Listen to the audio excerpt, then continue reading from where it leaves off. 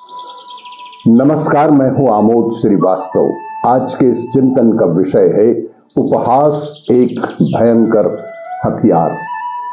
किसी का सुधार कभी भी उपहास से नहीं हो सकता, बल्कि उसका सुधार उसके मनोबल को बढ़ाने से होता है। और प्रगति का अर्थ ही गलती सुधारने में तीव्रता उत्पन्न होना है।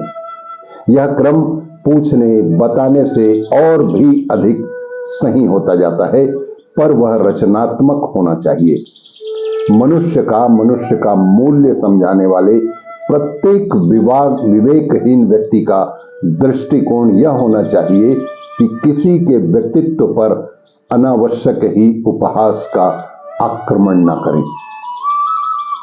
बड़ा सांड छोटे बछड़े के पेट में सिंग घुसेड़ सकता है, बड़ा कुत्ता छोटे कुत्ते की गर्दन दांतों से फाड़ सकता है, पर ऐसा व्यवहार मनुष्य को मनुष्य के साथ तो कभी भी नहीं ही करना चाहिए।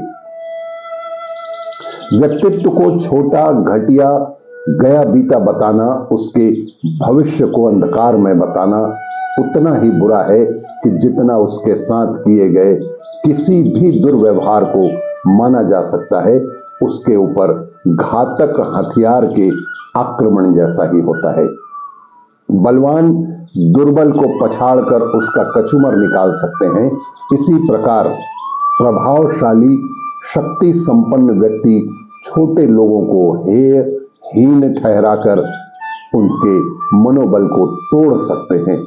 और यह बुद्धि एवं प्रतिभा का आक्रमणात्मक दुरुपयोग की ही श्रेणी में आता है। हमें रचनात्मक सुझाव देने चाहिए। यह काम बुरा हुआ, इसकी उतनी अधिक व्याख्या करने की जरूरत बिल्कुल नहीं है कि जितनी की सुधार के लिए जो किया जा सकता है उसका सुझाव देने की। सुझाव रचनात्मक होते हैं, उनसे दिशा मिलती है और उसके व्यक्तित्व के लिए लाभ भी होता है। किंतु भर्त्सना उपासना से मन छोटा होता है। तिरस्कार के फल स्वरूप द्वेष दुर्भाव की खाई और भी चौड़ी होने लगती है और इसके अतिरिक्त और कोई प्रयोजन सिद्ध ही नहीं होता।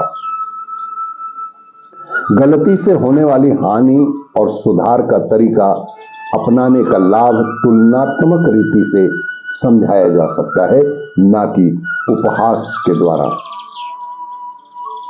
दूसरे के दबाव से, परिस्थितियों से, अपनी आत्म अवज्ञा से आत्महीनता की मनोवैज्ञानिक ग्रंथि बनती है और उसके कारण व्यक्तित्व बहुत ही दीन और दुर्बल बन जाता है। ऐसे व्यक्ति दब्बू, संकोची, चापलूस, हाँ में हाँ मिलाने वाले, असहमति को प्रकट न कर सकने वाले और भीतर ही भीतर खीजे रूठे रहने वाले बनते चले जाते हैं।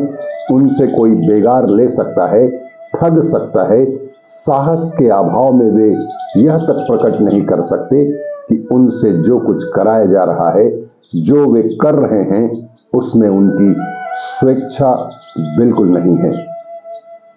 इसीलिए कभी भी किसी की गलती पर उसका उपहास कभी भी ना मनाएं और बल्कि उसके मनोबल को ऊपर उठाने का प्रयास करें, ताकि उसके व्यक्तित्व में और भी अच्छी तरह से निखार आ जाए और कम से कम अपने घर के बच्चों की किसी भी गलती पर उसका उपहास कभी ना बनाए, बल्कि उस गलती को सीधे सरल ढंग से कम शब्दों में समझाकर सुधारने का प्रयत्न करें।